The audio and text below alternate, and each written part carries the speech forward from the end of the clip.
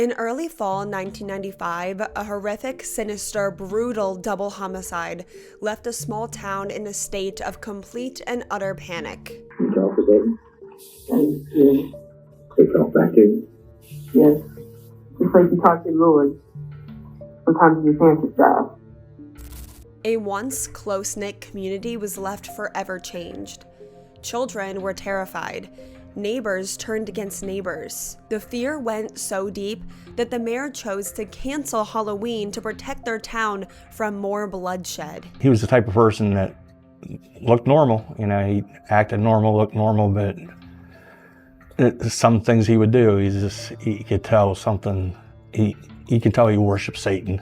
Many believed that the literal devil had come to their small town and that he might have never left. Welcome back, ghosts and ghouls, to our 4th Halloween Hot on the Case episode. We're coming to the end of October, but we actually have a 5th Friday this month, which of course will be on Halloween. I'm actually not 100% set yet on what case we're gonna be covering for Halloween. If you have a suggestion, please leave that for me in the comments. Maybe also leave like 1 or 2 sentences about the case as well. And if I choose your suggestion, I'll definitely let you know in next week's episode. Please double check that you're following wherever you listen or watch Hot on the Case, and we're gonna be diving right into this one. This is the Devil in Bellaire case that canceled Halloween. My name is Brianna, and I'm hot on the case.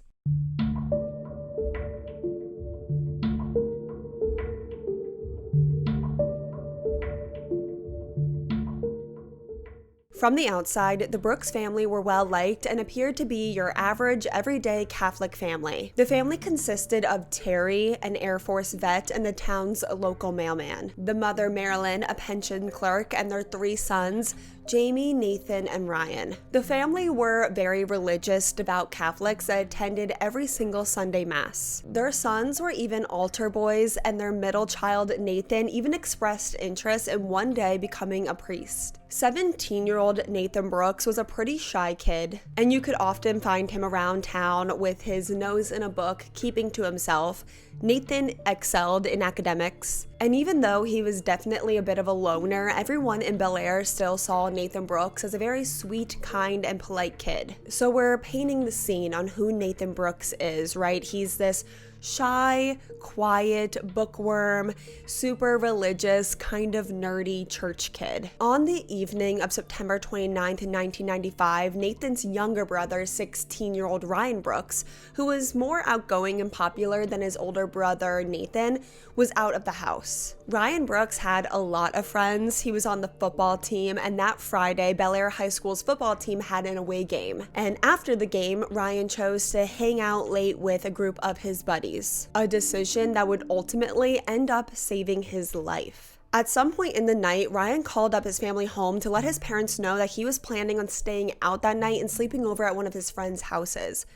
But when he called up the family line expecting his parents to answer the phone, his older brother Nathan actually picked up, and Nathan told Ryan that he did not have their parents' permission to stay out all night and that their parents wanted him to come home. But in a bit of teenage rebellion, Ryan chose not to go home right away. Instead, he hung around for a little bit before making his way back home a little bit before 3 a.m. on September 30th. Ryan's best friend Eric drove him home, and as they pulled up to the house, they noticed that every window was glowing.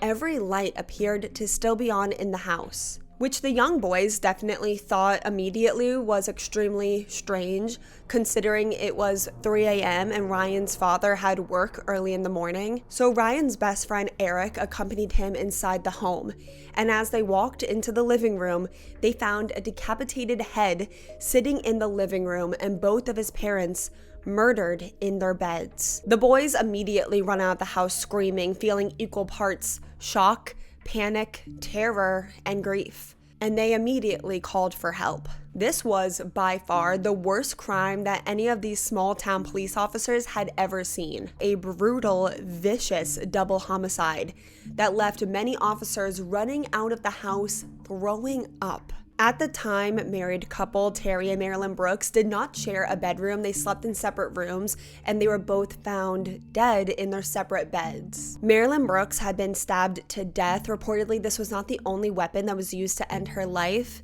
An axe and a hammer had also been used to kill her. Terry Brooks had been shot to death in his sleep, and a hacksaw was used to saw off his head, and his decapitated head was not hard to find either. It was actually one of the first things that first responding officers saw when they walked into the family home. Husband and father of 3, Air Force vet 53-year-old Terry Brooks' head had been placed in a punch bowl left in the middle of the family's living room. Their youngest son, Ryan, was the one that tragically came home and discovered their bodies. Their eldest son, Jamie, hadn't lived in the family home for the past few years, ever since he went off to college, got married, and began starting his own family. So that Friday night, it was just Terry and Marilyn home alone with their middle child. But where was Nathan Brooks? 17-year-old Nathan Brooks was found shortly after the discovery of his parents' bodies, just wandering around a neighborhood at 3:33 a.m. The witching hour, the devil's hour. He was brought into custody and he confessed to murdering his parents. But why did this once sweet, gentle boy who attended church every Sunday and dreamed of one day growing up to become a priest murder his parents?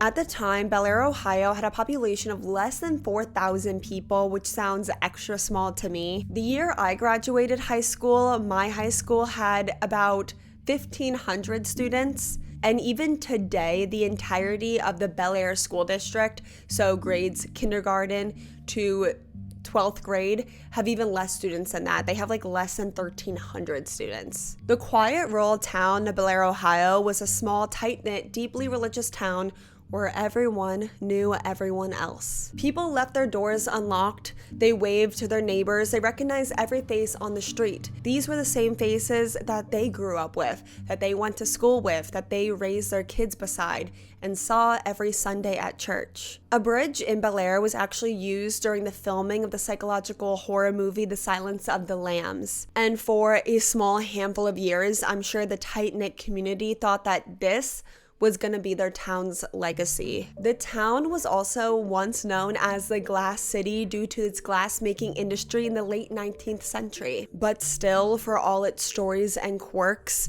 it was the size of the town that really shaped everything about it. The town was so small that they actually called themselves a village. So this really can put it in perspective for you, just how small and close-knit this little village was. And in the sleepy little village of Bellaire, Ohio, lived the Brooks family. From the outside, the family seemed like your everyday, likable, God-fearing family. Hard-working parents. Children that gladly accompanied them to church every single Sunday, got good grades, and didn't cause trouble. But there was a darkness in this family. The thing about small towns is that you do know everyone, and that might sound charming, but that also means that everyone knows everybody's business. And there were definitely rumors in Bellaire that were later confirmed by Marilyn's sister that the father of the family, Terry, was an angry, abusive alcoholic. Neighbors reported hearing loud fighting coming from the home at all hours of the night. Terry was allegedly controlling, possessive, and physically abusive towards his wife, Marilyn. He also allegedly favored his youngest son and really mistreated his middle child, Nathan, and took his anger out on Nathan. Family, friends, and babysitters all remember the same thing. That little Nathan was once this happy, bubbly, smiling little baby. But around age 2 or 3, his father began to verbally berate and abuse him, screaming in the face of this little baby to, quote, make a man out of him and toughen him up.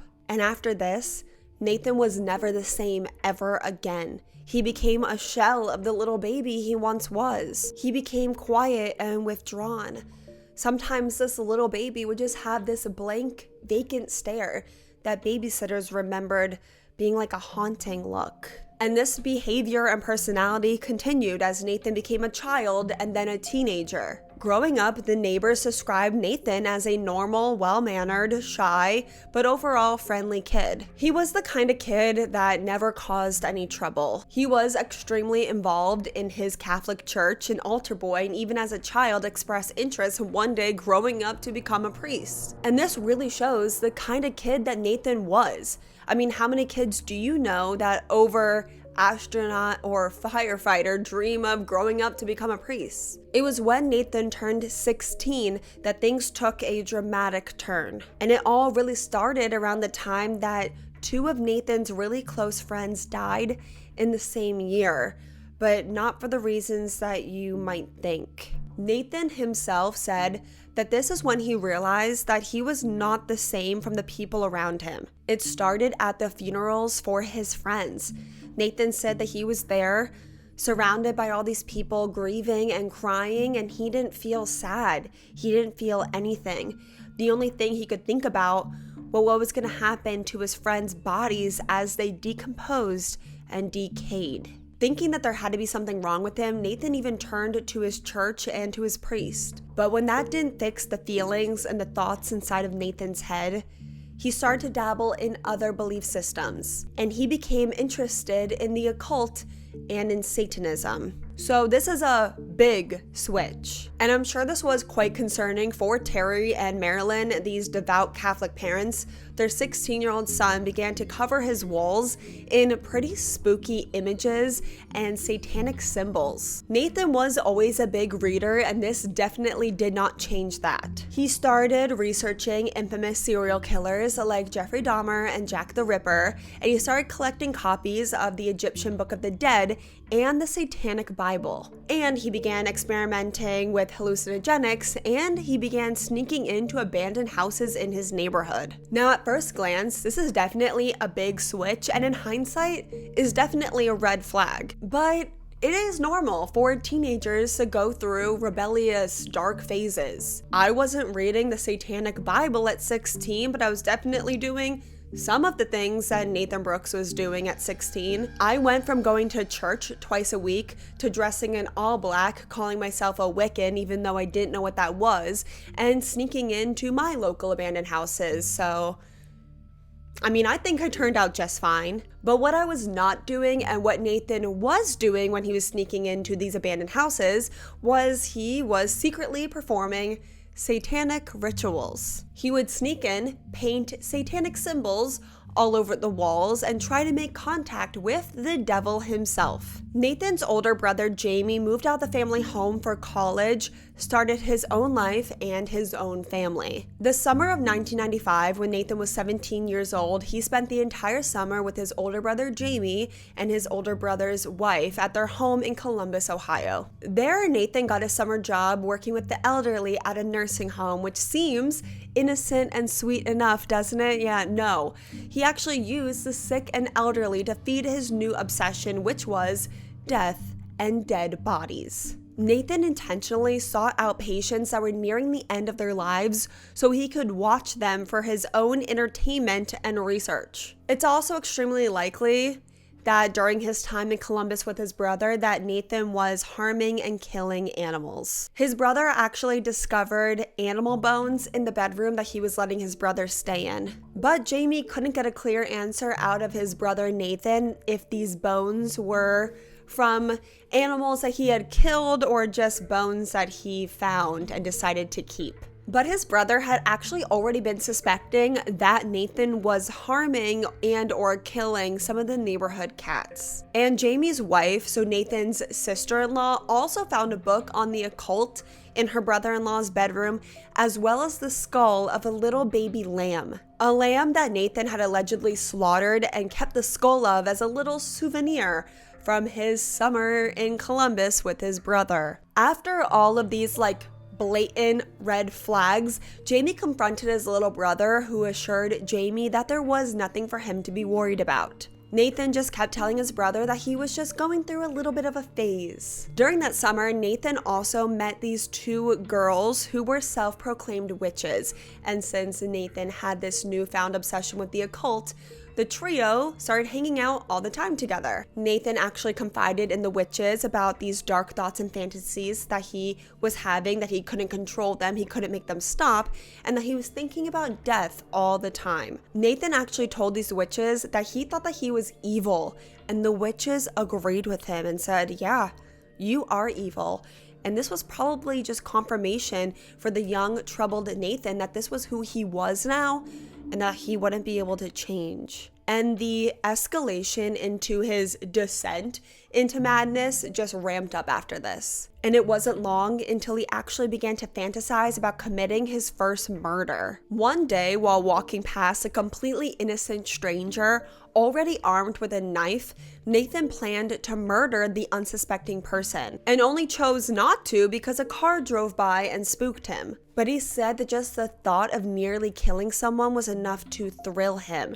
He was filled with excitement just over the idea of committing murder. Once summer ended and Nathan returned to Bellaire to start his senior year of high school, everyone noticed a change in him. His teachers and classmates could barely recognize him from the sweet, polite bookworm he was the year prior. They noticed how withdrawn he had become, that he was bringing the satanic Bible with him to class, that he would obsessively scribble satanic symbols all over his notebooks and school assignments, and how he was always complaining about smelling decaying flesh. Nathan would write "God is dead, Satan is good" on all of his school papers and sign them Nathan Brooks, the Master of Death. And for all of this behavior, it did not take long for him to be sent to speak with the school counselor, who reported Nathan being extremely nice at first.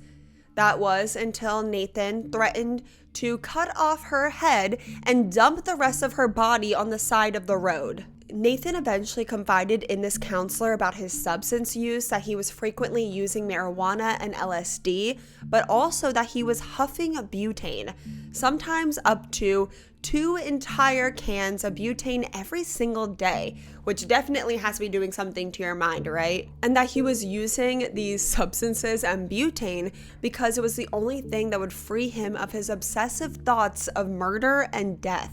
I really question here why this is not something that he's trying to hide. Like, he's extremely open about all of this. He's carrying a satanic Bible with him at school. He's signing all of his papers, the Master of Death. He's threatening to decapitate his school counselor. At this point, if he knew that he was going to commit murder, why is he not trying to cover his tracks? I'm gonna come back to this later, so just remember this point I'm making. And at this point, I could definitely understand why someone would believe that this is just a cry for help or attention. The counselor did report all of this to Nathan's mother, Marilyn, who just regurgitated the same excuses that Nathan did, that this was just a phase that her son would eventually grow out of. But only a few weeks into his senior year of high school, only a few weeks after returning from his brother's home, both of Nathan's parents would be dead. And that takes us to September 29th, 1995, the night that Nathan Brooks planned to murder his entire family. While home alone with his sleeping parents, Nathan began pacing around his entire home, carrying a rifle, a hatchet, a hammer, and a knife. At the time, like I said, his parents slept in different bedrooms, so he first entered the bedroom of his father. As 53-year-old Terry Brooks slept, he was shot 3 times in the head at point-blank range.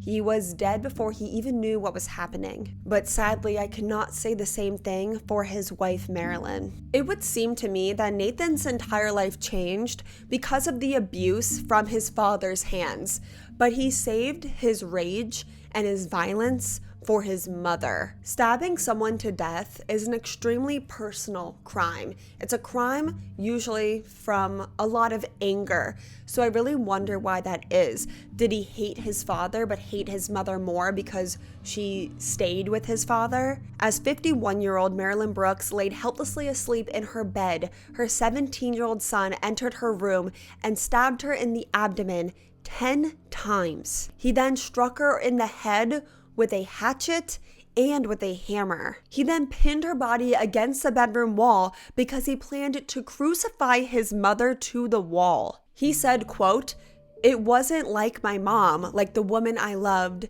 It was like skin, like an animal, like a dog. Now armed with a hacksaw, Nathan headed back into the bedroom with his dead father inside and decapitated his father, and planned to use his father's head in a satanic ritual to strengthen his powers that he was getting from the devil. He also planned to cut his father's body in half after he decapitated, but just chose not to. He performed this ritual in his bedroom, and then he put his father's head in a punch bowl and put that in the living room where he performed a black mass, a sacrilegious ceremony that parodies a traditional Catholic mass. Nathan said after butchering his parents that he felt Satan's love and that he was going to continue to kill more people. And he even already knew who his next target was: his little brother Ryan. When Nathan spoke on the phone with his younger brother Ryan and told him that their parents wanted him to come back home, that was a lie. He just wanted to get Ryan back into the house so he could massacre his entire family all at once. But Ryan unknowingly saved his own life by being a rebellious teenager and staying out longer than he was supposed to. By the time that Ryan made it home and made the gruesome discovery of his parents slaughtered in their home, Nathan had already stolen their mother's car and went out looking for Ryan. Nathan made it all the way to his younger brother's best friend's home armed with a large kitchen knife. But somewhere along the way, from slaughtering their parents and decapitating their father and making it to Ryan's best friend's house, planning to murder his little brother Ryan, Nathan started to question his actions. And with the knife that he planned to kill his brother with, Nathan instead used it to stab an envelope to the front door of Ryan's best friend's Eric's family home. Inside the envelope was some cash along with a letter that was addressed to his younger brother Ryan, and it read, "Hey, this is Nathan. I murdered 2 people and I'm going to turn myself in. I left some money for you. P.S. If Eric or his dad steal this money, I swear I'll come back and fuck them up. Love, Nathan." Instead of turning himself in, Nathan was found by police just walking around Eric's neighborhood. He didn't put up a struggle, and reportedly the first things he said to the officer was, "Did my brother see them? I know I made a mistake.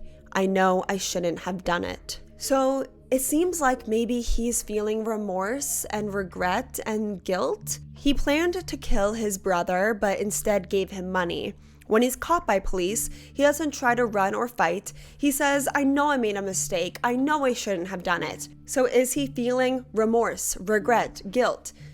Maybe not. Because at the station, while he made a full confession in detail, he actually started to hysterically laugh while he described in detail how his parents' blood sprayed all over him and his clothing as he murdered them. Nathan did not blame Satan or the occult for wanting to kill his parents, and he said that it was all his fault and that he should be punished. He said from a young age he had been filled with anger and hate, and for the first time ever he felt better after killing his parents. He had been trying for a long time to stop the dark thoughts and fantasies, but he couldn't, so he just gave in. He actually planned to go on a murder spree throughout his small town before he got caught. And Nathan certainly had planned to kill more people, and a list of names of the people that he planned to kill was found in his bedroom. At the very top of the list was his brother Ryan, and next to his younger brother's name were the words decapitate, dismember.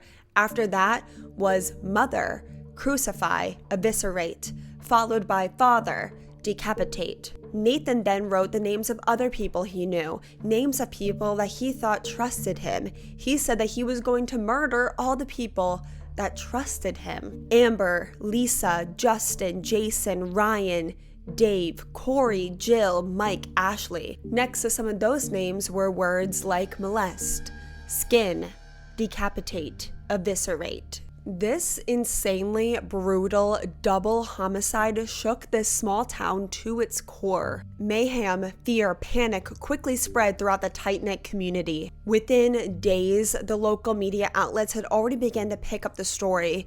Not only were they feeding into a lot of rumors that were spreading throughout the village, but they were blatantly publishing misinformation just to feed the outlandish rumors to sell more newspapers and get more viewers. Now, I have no proof that these rumors aren't true, but there is no evidence to suggest that they are true either. During the 1980s and 1990s in the United States and other countries, there was a mass panic that secret satanic cults were abusing children, doing rituals, and trying to take over society.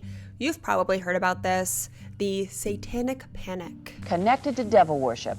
That's the focus tonight of Lonnie Lardner's special report on Satanism. But we want to warn you now that some things you're about to see and hear might be too graphic for children. Lonnie. Well, Terry, authorities tell us that the most serious or perhaps the most dangerous kind of devil worship comes in the form of underground cults. Most of them are very secretive, usually organizing clandestine rituals in the dark of night. Well, those ceremonies sometimes involve the sharing of animal blood to gain power, they say, but cult members believe their strength really comes from secrecy. There's secrecy that keeps us powerful. And power, according to this man, is what true Satanists are guaranteed. Police and Sheriff's Department investigators say satanic cults often find that power in animal sacrifice.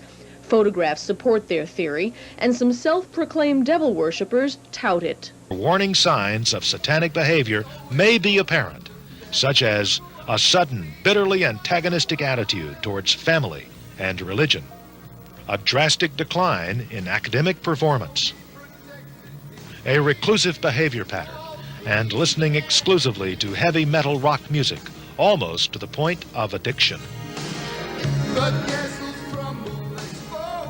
When one or more of these warning signs are evident, you should look further for ritual items such as a pentagram or other satanic symbols, black or red robes, a decorative dagger or knife, a chalice or goblet, black candles, a personal diary with a black cover, which is called a Book of Shadows, and copies of publications such as the Satanic Bible and the Satanic Rituals, and possibly a small makeshift altar. If you discover items such as these, experts advise you contact your local law enforcement agency at once. This is actually something that's brought up a lot in true crime cases from this time, and it's also been depicted in a lot of media even in recent years, with the most recent example I can remember being Eddie Munson from Stranger Things. In the show, Eddie Munson is part of a Dungeons & Dragons club called the Hellfire Club, which townspeople wrongly think is tied to devil worship. This mirrors what really happened during the Satanic Panic, where people believed that D&D and heavy metal music were connected to Satanism. I do not think that many parents are aware of what's inside the game. In fact, in my presentation, I show many pictures from the inside the books, just to show the images of this game. I mean, the gruesomeness of this game and the occult link to it. Well, I know that when I did my message, and this has happened, I have letter after letter where people took the pieces. Now, there's sixes involved in the pieces of the game, but they take the pieces of the game, they would throw them in the incinerator or the fireplace, and screams would come out because there seemed to be some kind of spiritual forces inhabiting those pieces, and children would drop out of life. They didn't want to study anymore. What are the pieces, for instance? Well, this game affects the most intelligent of our children. Eddie's storyline, being accused of murder and labeled a cult leader, reflects what actually happened to real teens and outsiders back then, who were unfairly targeted just for being different. Pretty much anything that made you an outcast, anything that didn't stick to the status quo, that was maybe a little dark at this time, made you open for accusations of being in a satanic cult, or even being a killer. And in this case, you have a teenage boy who is openly admitting to being obsessed with Satan and doing satanic rituals in the midst of the Satanic Panic, who also killed people. People became terrified that there was a satanic cult in Bellaire, Ohio. The devil is in Bellaire. By the beginning of October, the media was already running with this story and publishing all of these rumors that there was a secret satanic cult hiding in their village. And then the media got a hold of Nathan's kill list and they published it. There were no last names on this list, just first names as far as I'm aware of. And for the most part, these are like really common first names. You have Amber, Justin, Jason, Ashley, Mike. So in a town that's already terrified, now they're wondering if there really is a secret satanic cult out there that Nathan was a part of. They're questioning everything. Is my neighbor a Satanist? Is a satanic cult still out there in my town? Are they going to kill again? Are they going to finish off the list? Am I the next one that's going to be murdered? The local newspapers and media outlets were definitely feeding and fueling these satanic cult rumors. They were even reporting, with no evidence, that Nathan planned to kill up to 40 people with his satanic cult. And then the rumors throughout Bellaire, Ohio, turned to more supernatural explanations on why Nathan Brooks murdered his parents. People in Bellaire began to believe that Nathan Brooks, who was once this happy, polite kid who dreamed of one day growing up to become a priest, had been possessed by a demon, and this would explain his sudden change of behavior and why he murdered his parents. People just could not believe that this scrawny nerd kid would have the strength to saw off his father's head. This, I guess, would also explain why Nathan was always complaining about smelling rotting flesh. Allegedly, please don't come for me, I'm not an expert by any means, but according to the traditional Catholic Church, the following is a few signs that someone might be possessed by a demon that one could argue Nathan was exhibiting at the time he committed this brutal double homicide. Exhibiting superhuman strength, I think that one's a bit of a stretch, I don't think that was superhuman. Blasphemous speech or violent reactions, I do see that one, and foul or unnatural odors, especially ones that seem to appear suddenly with no physical cause. But overall, after Nathan killed his parents, people had a hard time agreeing if there were any warning signs at all. Some were saying that they never saw any signs that something was wrong with Nathan. Others were saying that they always knew that something was off with him. On October 5th, 5 days after their deaths, Terry and Marilyn's church hosted a mass to celebrate their lives, during which their priest only named Jamie and Ryan as their children, excluding Nathan. The following day, on October 6th, the same abandoned house that Nathan used to sneak in, cover in satanic imagery, and perform satanic rituals in, was burned to the ground. And that exact same day, someone allegedly broke into the Brooks family home through a basement window. Evidence of animal sacrifices were discovered, as well as videotapes depicting the occult. And a new hit list was also found in a trash can that was soaked in blood. And then 2 days later at 1:30 in the morning, someone set the front yard on fire. They actually had a trail of gasoline going all the way up to the front porch of the house. So they planned to burn this entire house, the Brooks family home, to the ground. And as you can imagine, this only continued to fuel the rumors that there were devil worshippers in their town, or that Nathan maybe really was experiencing demonic possession. Was there actually a satanic cult in Bellaire that was going to keep killing? Or was this just a bunch of teenagers pulling a prank to spread fear right before Halloween? In an effort to calm down his community, the town sheriff made the very controversial choice to lie to his town's citizens and say that none of what I just told you was true. That no one broke into the Brooks family home, no one was trying to burn all these things to the ground and all those other things. Now, of course, when it was discovered that the sheriff of the town was lying, it only fueled the theories even more. Because now people believed that there was a conspiracy to cover up the Satanists or demons that were possessing teenagers in their town. Was the sheriff maybe involved in a satanic cult? And that's why he was trying to cover up all these things that were later proven to be true that he said was all a lie. New and intense scrutiny on the activities of satanic cults. Stories of devil worship and satanic cults corrupting young minds. Unbelievable crime at the hands of satanic cults. Possibly satanic messages on some rock music recordings. They would put me in cages. They would sacrifice animals. They would have a lot of candles and chanting and bizarre things I had never seen.